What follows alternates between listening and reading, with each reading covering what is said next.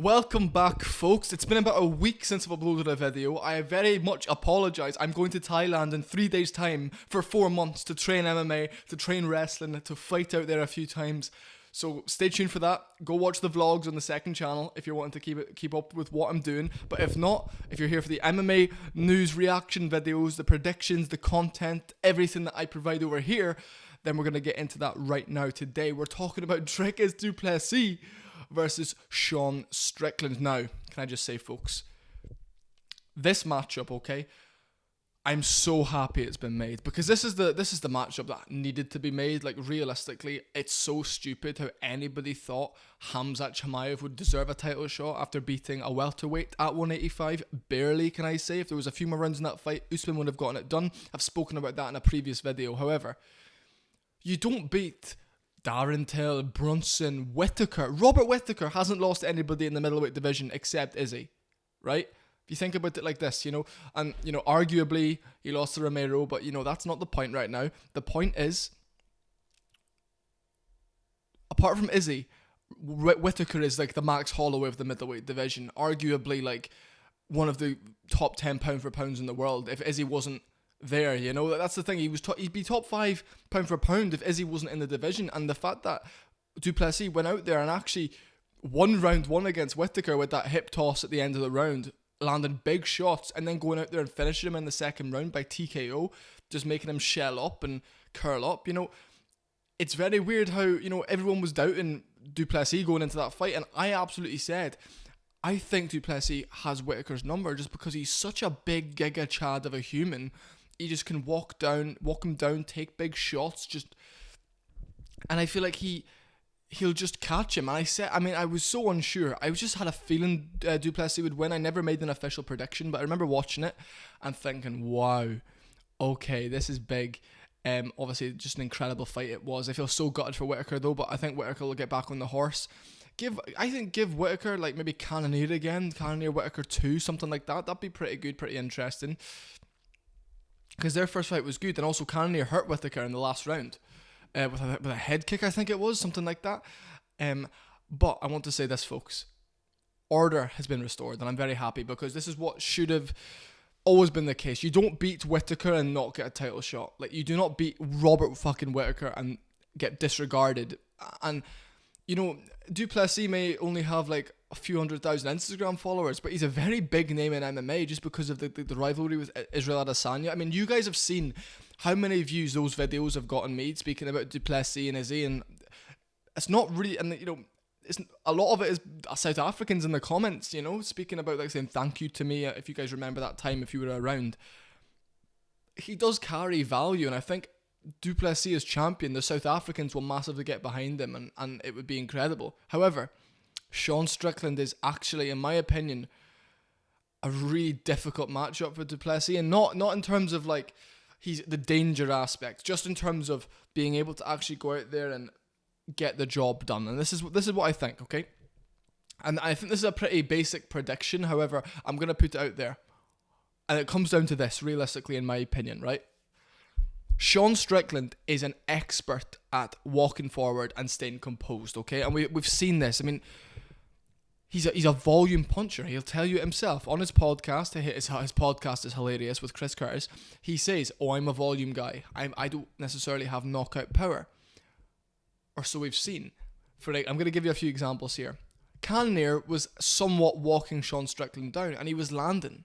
He was landing on Strickland, but Strickland didn't have the sting in his shots going on backwards on the back foot. He's got the cardio to fight on the back foot, but he stays very composed on the back foot. However, Strickland 100% does his best work when he can walk forward and land shots.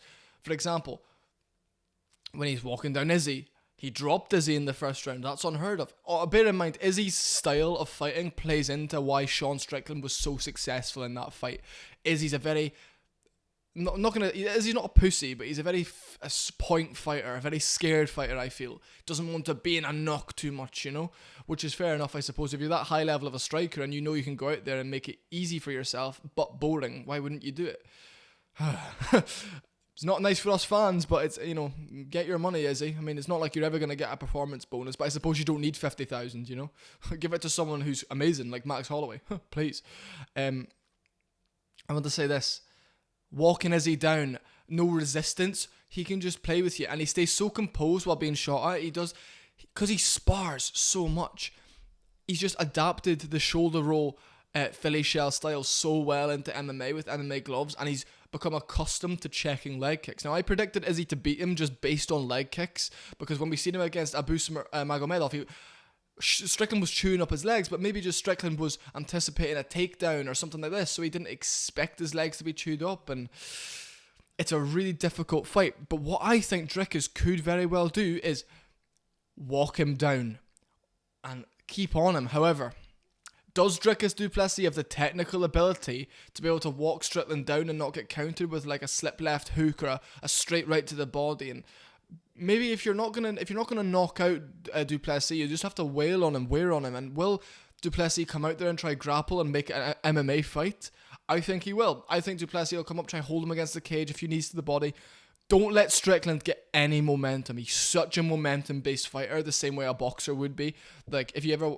I'm going to compare him to someone like Canelo, Once Canelo gets into a groove, just ducking, slipping, uppercuts, left hooks, it's just lovely to watch. And, I want to say, guys, realistically, if Du Plessis can hold him against the cage, name to the body a wee bit, as I've said, break his rhythm as soon as... Don't let Strickland get any momentum, and I can't stress that enough, because... But also, I want to say this. Against Darren Till, Dricus went out there and he knackered himself in the first round, and yes, I know he's had his nose fixed, he's got a new nose now and all this and that. Darren Till was piecing him up somewhat in the second round, with the straights to the head, left hook to the head, leg kick straight. That was momentum building, and you cannot let Sean Strickland do that to you. If you let Strickland start building on momentum to you, that's a long day for anybody, because he's so difficult to land clean shots on. I think he beat Jared Cannonier, but that was such a close fight, and if he goes out here and defends the belt against Du Plessis, I'd love to see Cannonier Strickland again. Do I think Sean Strickland will grapple against Du Plessis? No. I don't, and bear in mind, I love Dricus Du Plessis. I think he's a great man, great individual. He's hilarious. He makes me laugh so much. I've watched so many interviews with him recently, and he cracks me up laughing. But I also absolutely love Sean Strickland. What Sean Strickland was saying about Canada was absolutely hilarious. And he was like, I would never fight in Canada, but I need to help out these two girls that are originally were the main event, but they're not. Of course, they were never going to make two women main event Canada again. Du Plessis versus Strickland is such a fantastic fight. Stylistically, it's a perfect fight. It's going to be such a brilliant, exciting fight, and I'm so excited to watch it. I'll be watching it in Thailand, obviously, which is fantastic, because it'll be on at like 11 in the morning, which is just ideal. I can train before it, and then I can go watch it after training, which will be fantastic. My phone's buzzing. Straight on Do Not Disturb I go. Fantastic. What a great fight. This is what it should be. But anyway, the prediction.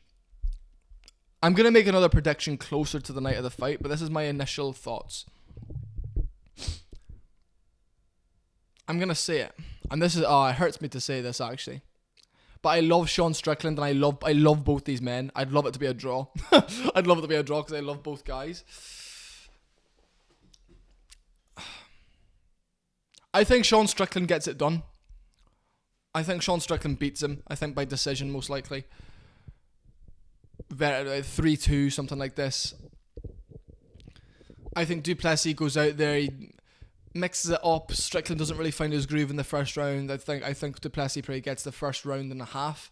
Then from halfway through the second, I think if you were to look at a silhouette, right? So you don't know which fighter it is. If it was just to be a black and white fighter, right? And you get them each to throw a kick, you get them each to throw a hook, you get them each to throw a right hand. Just by looking at them, I'd suggest I'd always choose Sean Strickland. I just think he's more crisp, and I just think he's gonna take this one. I think Du Plessis has such a massive chance of getting it done.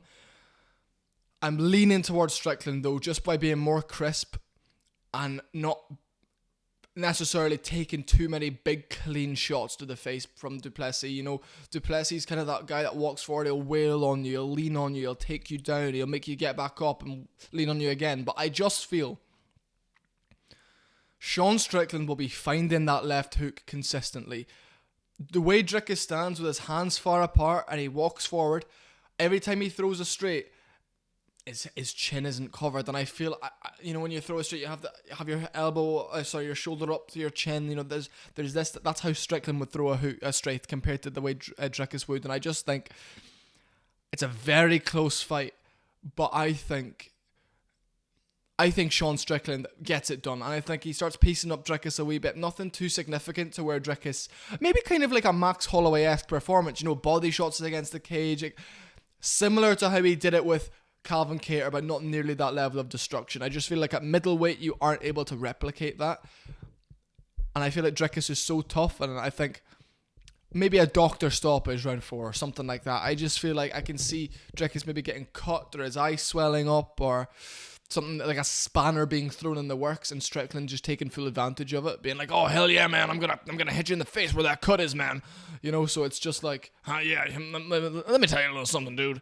You know, just have Strickland go after him a wee bit, and I'd love Dricus to get it done though, but also I'd love Strickland to stay the champ. He's such a character and he's hilarious, you know, and I feel like Strickland, he gets paid to turn up and fight, so he's gonna do it, you know, and he spars all the time. He's always in shape. I feel like if you can go out there and batter Izzy the way he did, that would be incredible. And I want to say this: Israel Adesanya versus Khamzat Chimaev. Yes, fucking please. Co-main event UFC 300. Holy shit. Holy shit. But I want to say this: if McGregor's main event of UFC 300 and Izzy Chimaev's the co-main event, you're not gonna have any title fights on that card, right? Why not throw it up for the interim lightweight championship? Something like that, you know? Oh my god, can you imagine that? Mazin Islam fights. Well, Islam won't be fighting in March now, because O'Malley's fighting in March. So when's Islam gonna fight? April? No, McGregor's headlining in April. So hear me out. McGregor versus Chandler, UFC 300. But if not, imagine they do it, McGregor versus Islam. Oh my god. Realistically, they can't do 2 pay-per-views in March, because then UFC 300 will be in March. And if they want, so what are they going to do? It's a really tough time for scheduling at the moment, because everyone is always ready to fight in the first quarter of the year. That's always what happens. So there's some fighters that'll only fight like 2 times for a year, like champions for example, but then others that'll manage to get 3 fights in, just because the end of the year is not very packed a lot of the time. So it's like, mental stuff. Although January is always the UFC's like worst month, and the past few years it's actually been one of their best, because you had McGregor obviously come back in January 2021, you know, this type of thing. So it's just mental. But anyway, that's what I'm going for, folks. I'm going Sean Strickland, and I'll see you all very soon, and let me know if you agree.